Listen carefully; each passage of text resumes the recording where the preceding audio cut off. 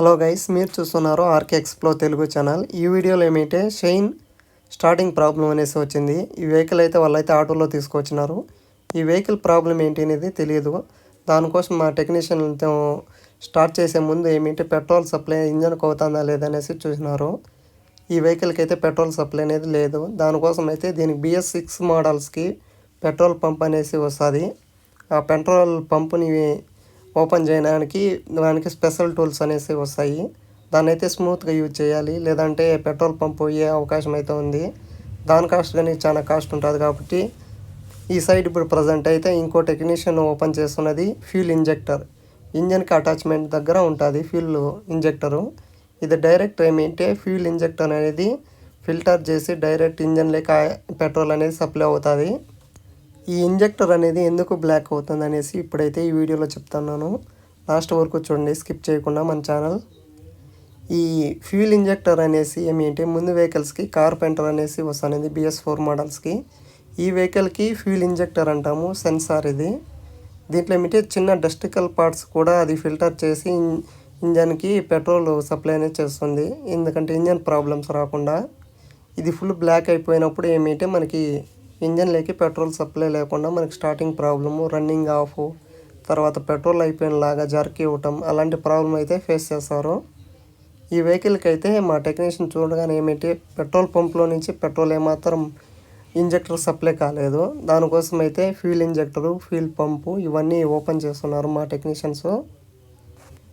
ఇప్పుడు BS6 మోడల్స్కి ఏమిటి filters అనేసి 3 వస్తాయి.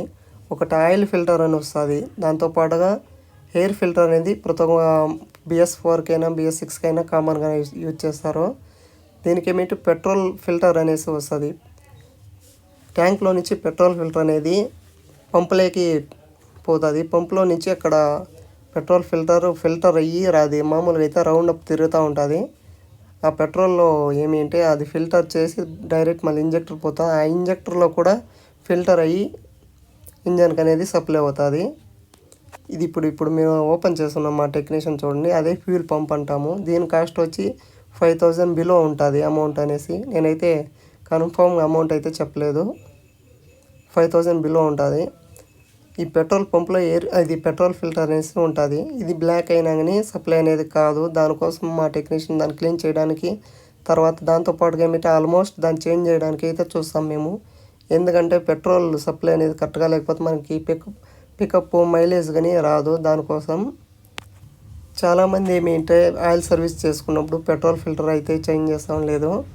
ఈ వీడియో చూస్తున్న వారంటే BS6 వెహికల్స్ ఉంటే సర్వీస్కి వెళ్ళినప్పుడు ప్రతి ఒక్క 20,000 కిలోమీటర్స్కి లేదా 15,000 కిలోమీటర్స్కి ఒకసారి ఏమిటి సర్వీస్ చేయనప్పుడు పెట్రోల్ ఫిల్టర్ అనేది క్లీన్ చేసుకోండి.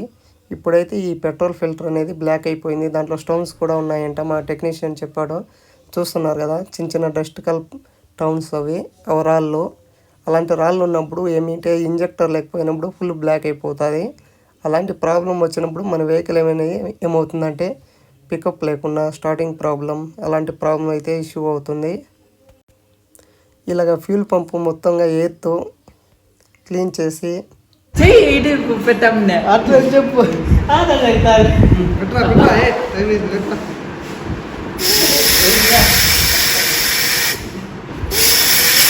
ఇంకా పక్కన వస్తుంది చూడు.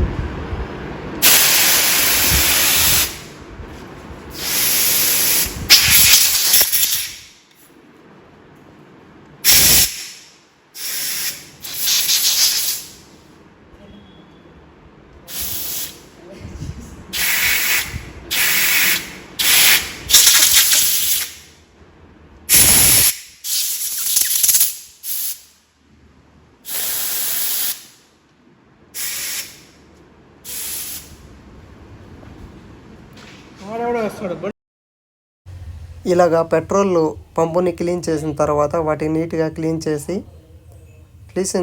చేసిన వెంటనే దీనికి ఏమిటి పెట్రోల్ ఫిల్టర్ అయితే కొత్తదైతే చేంజ్ చేస్తాము.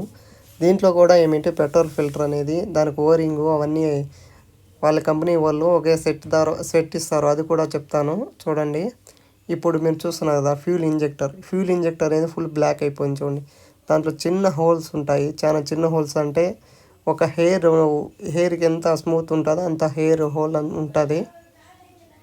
ఇప్పుడు మనం క్లీన్ చేసే కూడా కాదు, ఎందుకంటే ఫుల్ బ్లాక్ అయిపోయింది. మనం ఎంత క్లీన్ చేసినా కానీ అది మనం ఎందుకంటే అది మోల్డెడ్ ఉంటుంది కాబట్టి దాన్ని ఓపెన్ చేయలేము. దానికోసం అయితే ఫ్యూల్ ఇంజెక్టర్ అనేసి చేంజ్ చేసుకోవాలి. ఈ ప్రాబ్లం రాకుండా ఉండాలంటే మనం ముందుగానే దీన్ని ఫ్యూల్ ఇంజెక్టర్ అనేది సర్వీస్కి వచ్చినప్పుడు క్లీన్ చేస్తే ఈ ఇష్యూ అనేది మనకు రాకుండా ఉంటుంది. ఇప్పుడైతే ఈ వెహికల్కి ఆ ఫ్యూల్ ఇంజెక్టర్ అనేసి చేంజ్ చేయాలి. దాంతోపాటుగా పెట్రోల్ ఫిల్టర్ కూడా చేంజ్ చేయాలి. మనకి చాలామంది మైలేజ్ పికప్ ఇష్యూ వచ్చినా కానీ ఇలాంటి ప్రాబ్లం